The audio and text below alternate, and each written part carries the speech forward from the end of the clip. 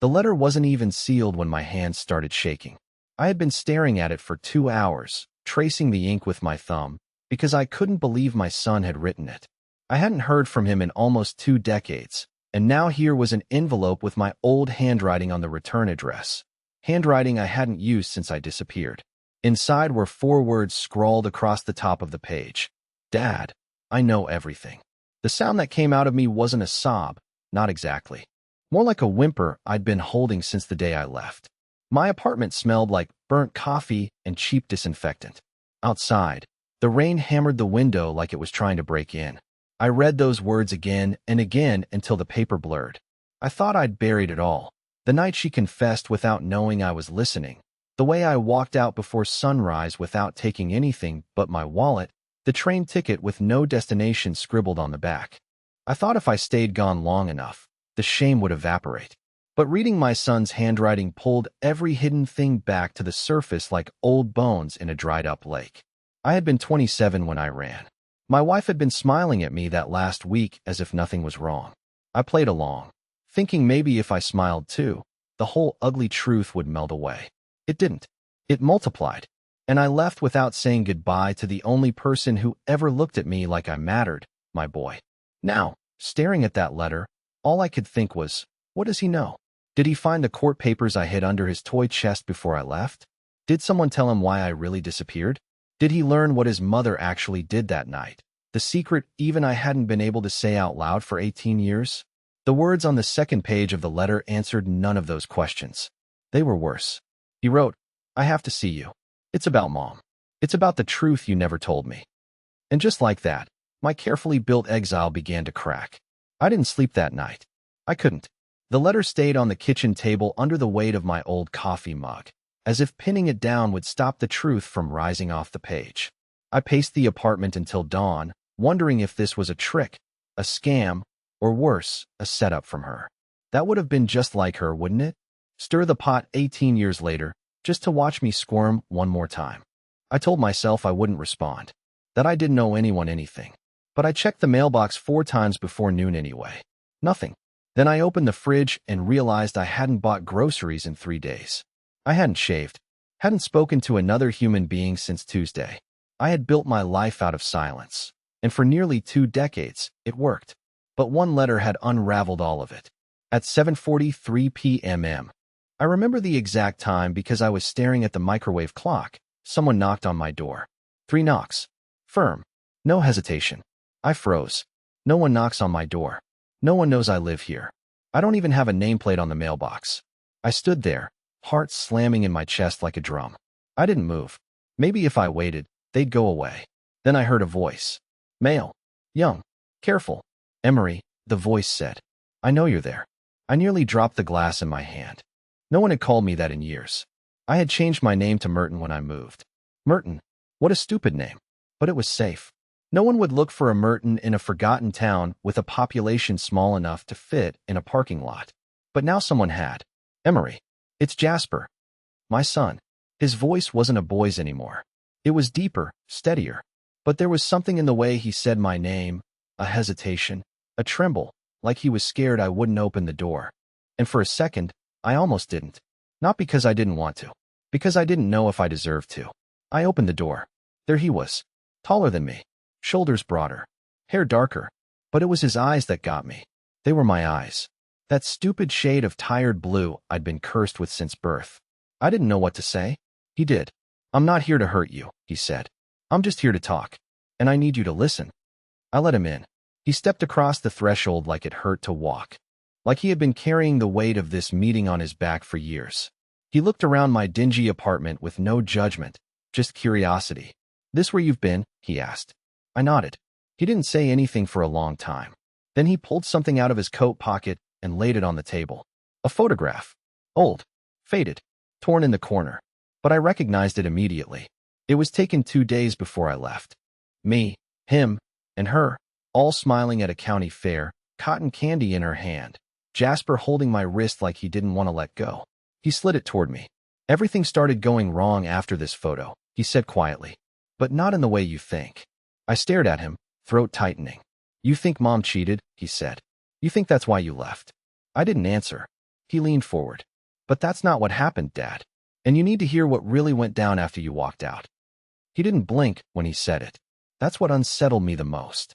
He wasn't trying to hurt me. He wasn't even angry.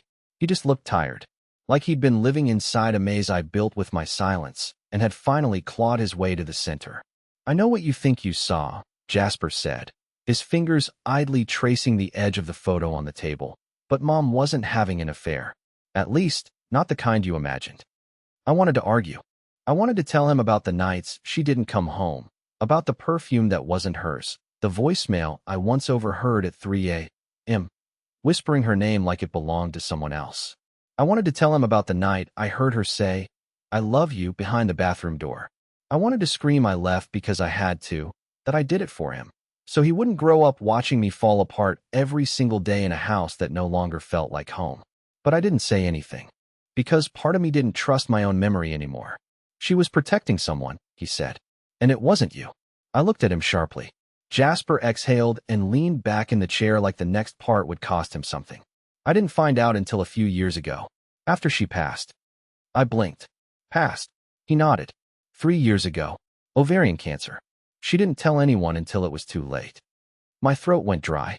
Somehow, I'd always pictured her alive, thriving even, sipping wine on patios with someone taller and more confident than me. I had built a version of her in my head that was cruel, smug, unshaken. But now that image cracked and fell apart with just 2 words. She's gone. She left behind a storage unit. Jasper continued. Didn't even put it in her will. I found it by accident, going through her old mail. It was filled with letters, journals, photos, documents, stuff she never wanted anyone to see. What kind of documents? I asked, voice thinner than I wanted. Court transcripts, police records, stuff from before I was even born. He reached into his backpack and pulled out a folded sheet of paper. It was photocopied, marked with highlighter. He placed it in front of me like it was a puzzle piece that didn't fit. I read the first line. State of Illinois versus James Altley. 1993. I frowned. Who's James Altley? He stared at me. That's what I asked myself too. Until I realized, he's your biological father. My world tilted. No, that's not possible, I muttered. My father died in a car accident in 1987. I was 5. Not according to this, he said. According to this, he was convicted of something bad. Really bad. And Mom knew. She knew the whole time. That's why she was always on edge. That's why she pushed you away. Not because she stopped loving you, but because she was trying to keep you out of it. I sat there, hollowed out. Jasper continued. I found a letter she wrote to herself. It said you were getting too close. That you were digging into things you didn't understand. That if you found out who your father really was, everything would fall apart. My hands were trembling again. Not from anger. From a rising panic that something I buried with my past wasn't dead after all. It was still breathing, and it had been circling my son this whole time. I don't understand, I whispered. Why now? Why come to me after all these years? He looked me dead in the eyes. Because someone else found that storage unit last month. The room felt colder after he said it. Someone else had found the storage unit. I looked at Jasper, waiting for him to explain, but he didn't rush. He just sat there, hands folded, watching me try to make sense of a truth that had no edges, no center. Only holes. Who? I finally asked. He hesitated. That's the thing. We don't know. The facility said the lock had been tampered with, but there were no security cameras. No fingerprints. No real break-in, just absence. Certain boxes were missing. Not stolen like someone panicking, more like someone who knew exactly what they were looking for. I sat back in my chair. My back ached in a way that made me feel 100 years old. And you're sure this has to do with me? He reached into his bag again and pulled out something I didn't expect. A photo. It was small, glossy, the kind you'd get at a gas station print booth. He handed it to me face down. I flipped it over. My face. Older. Beard scruff. Grocery bag in hand. Me exiting my apartment just 2 weeks ago. I nearly dropped it. Where did you get this? I croaked. It was mailed to me, Jasper said. No return address. Just this photo and one sentence on the back. He slid another paper toward me. On it, scribbled in block letters. You don't know who he really is. For a long moment, neither of us said anything. The only sound in the apartment was the hum of the refrigerator and my shallow breathing. I was spiraling. I had tried so hard to vanish, to erase myself. No social media, no paper trail, no contact with anyone. But someone had been watching me. Someone had found my son and decided to drag him into this twisted, unfinished story I thought I'd buried 18 years ago. Jasper, listen to me, I said slowly. I never hurt anyone. I'm not involved in anything illegal. I left because. I know why you left, he cut in. And I don't blame you for that. But this isn't about your decision to run. It's about what you didn't know you were running from. I stared at him. You're saying I was in danger? I think Mom thought you were. Or we were. There's more, he said, voice dropping to a near whisper. At her funeral, a man showed up. No one knew him. He didn't speak to anyone, didn't even approach the casket. Just stood at the back in a black coat and sunglasses, even though it was raining. I shivered. Jasper leaned in. I thought maybe he was just some distant coworker. But after the service, when I walked out to the parking lot, I saw him again. He was leaning against his car. He waited until I passed him, and then said something that's haunted me ever since. What? He looked me in the eyes. He said, your father made a mistake walking away. You won't get the same chance. Then he got in the car and left. I swallowed hard. And you're just telling me this now? I didn't know how to find you. And when I finally did, I wasn't sure you'd believe me. But now I think we're both in something much deeper than you realize. I looked down at the photo again. My face. My hands. My apartment door. Someone had been standing close enough to touch me, and I never noticed. Jasper took a deep breath. Dad, we need to talk about James Allplay. We need to talk about what he did. And we need to figure out why someone still cares enough to watch us after all these years. And that was the moment I realized. Disappearing hadn't saved me. It had only delayed whatever was coming. The box was heavier than it looked.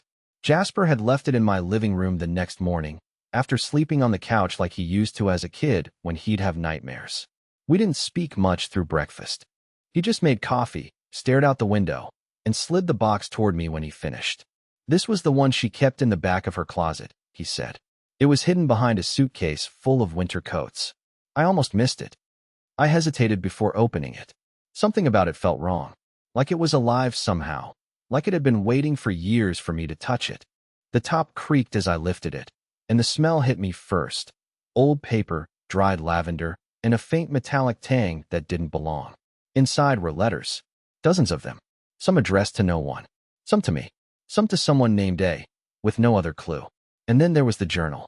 It was wrapped in a scarf I recognized immediately, navy blue with frayed tassels, the one Natalie used to wear when she was anxious. She'd twisted around her fingers while she paced, biting her lip, humming to herself like a lullaby she didn't want me to hear. I took the journal out carefully and sat down, my palms already sweating. I don't know why I expected neat handwriting, organized thoughts. Maybe I still believed that somewhere under the years and the secrets, she'd been the same woman who used to trace hearts on fogged-up windows. But the journal wasn't neat. It was chaotic, slanted, rushed, desperate. The first page was dated March 14th, 2004. 6 days before I left. He's starting to ask questions. He found the envelope. I told him it was insurance stuff, but I saw the look in his eyes. I think he knows. Or maybe he just suspects. Either way, I don't have much time. If A finds out I told him anything, God, if he even thinks I did, he won't stop. I stared at the entry, mouth dry. The A again. The name that didn't belong. Was it a code name? A threat? A person she'd been hiding from, or working with? I flipped forward. The entries got shorter, more erratic. Emery touched my phone. He didn't say anything, but I know. He knows the number. It wasn't Callan. He never existed. That was the lie. The decoy. The real danger was always A.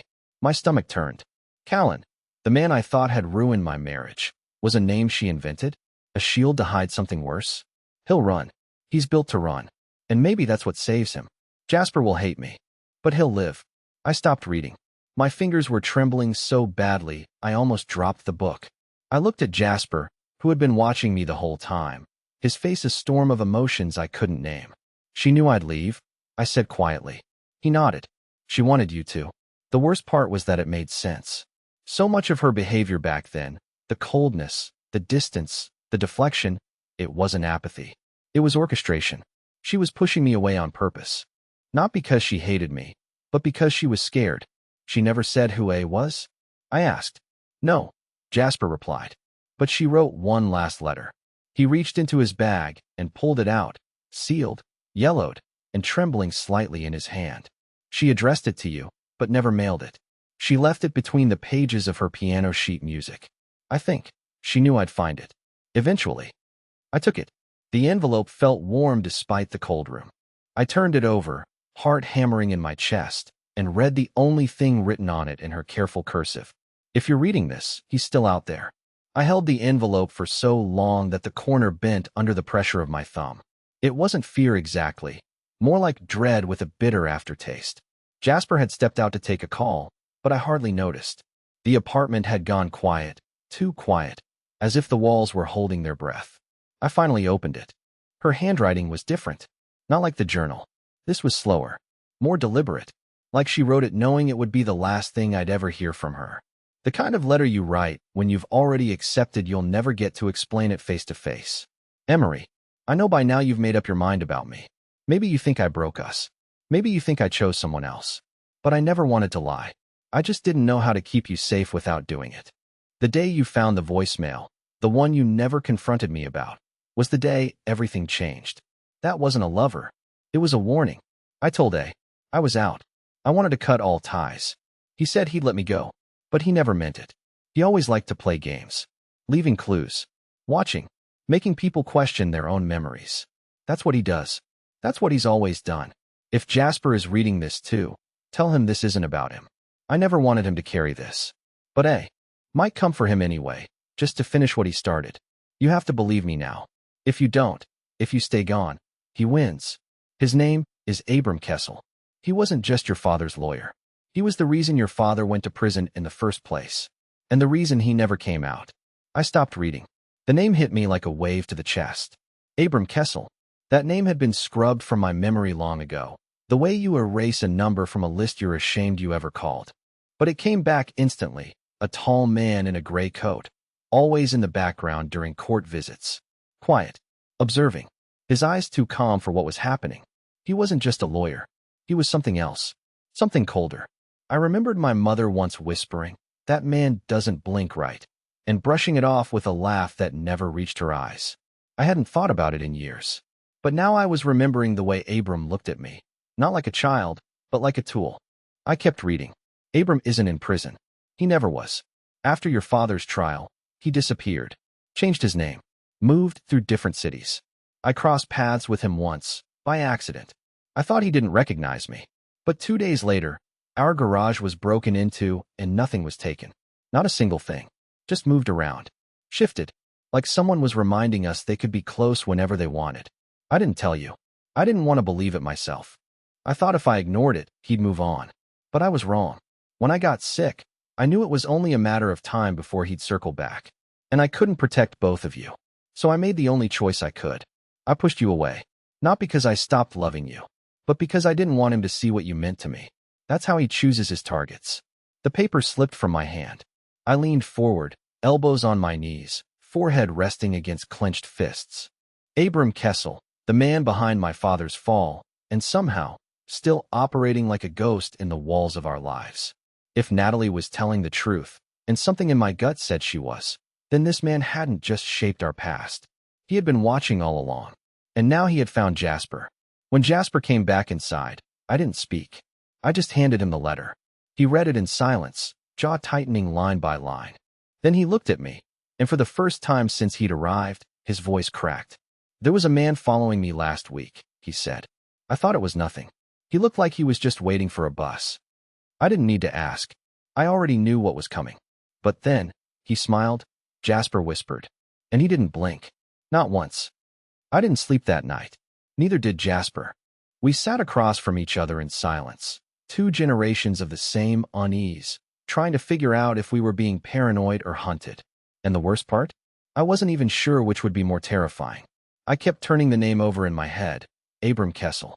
I could almost hear it being whispered in the halls of that courthouse, could almost see the back of his head as he leaned toward my father before the verdict was read. I'd buried it all so deep I never questioned the narrative I'd built around it. Bad father, good riddance, never speak of him again. But now it felt like every part of my life had been staged, choreographed by a man I didn't even know. Jasper paced, restless. He's not going to stop.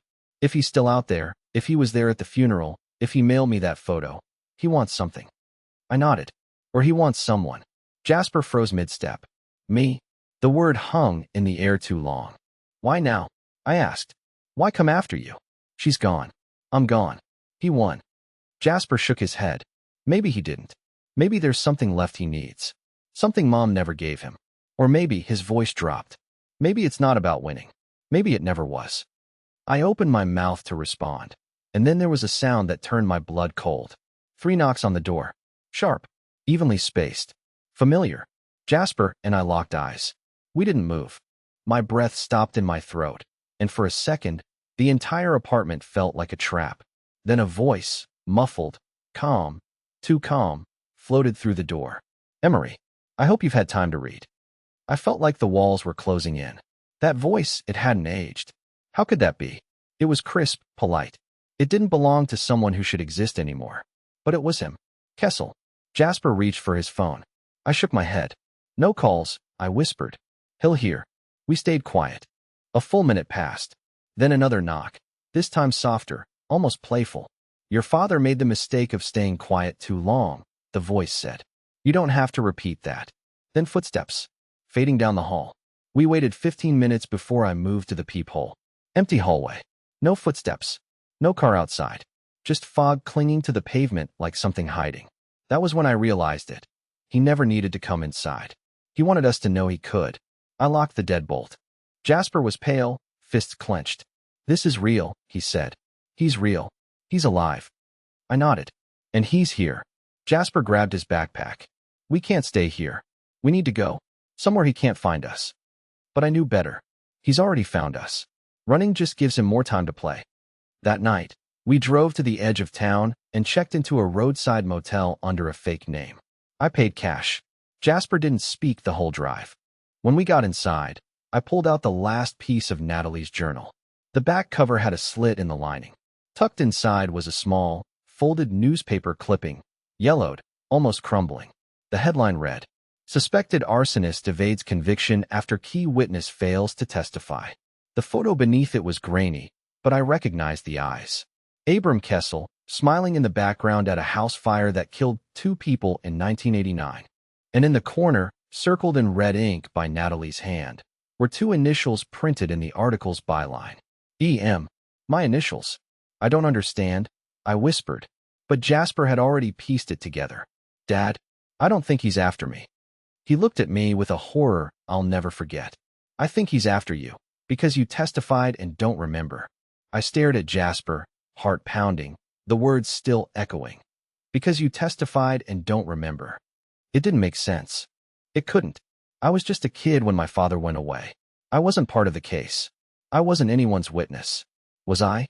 I opened the newspaper clipping again, tracing my finger across the initials. E.M. Emery Maddox. My full name.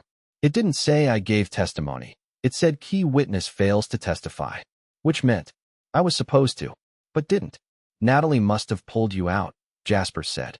That's what she meant. She knew if you stayed involved, you'd get targeted. And so she took the heat. Let you think she was cheating. Made you disappear. My mouth went dry. She let me hate her. I said slowly, the words burning. All these years, she carried it alone. And then something shifted. A memory. Small.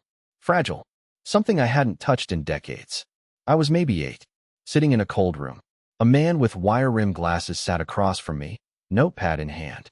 My mom stood behind a mirror. I couldn't see her, but I could feel her. The man asked if I remembered what I saw. I told him I saw fire. I saw a man in the hallway. I told him the man was smiling. He asked if I could describe the man. And I said, he doesn't blink right. The man paused, wrote something down. Then he left the room. A woman in a gray suit entered and knelt beside me. She said, "You're safe now. We'll never make you talk about it again." I never did. Not until now. Back in the motel, I told Jasper everything. As the pieces clicked together, so did the plan. I wasn't a target because of something I said. I was a threat because of something I could say. Something that could finally expose Abram Kessel once and for all.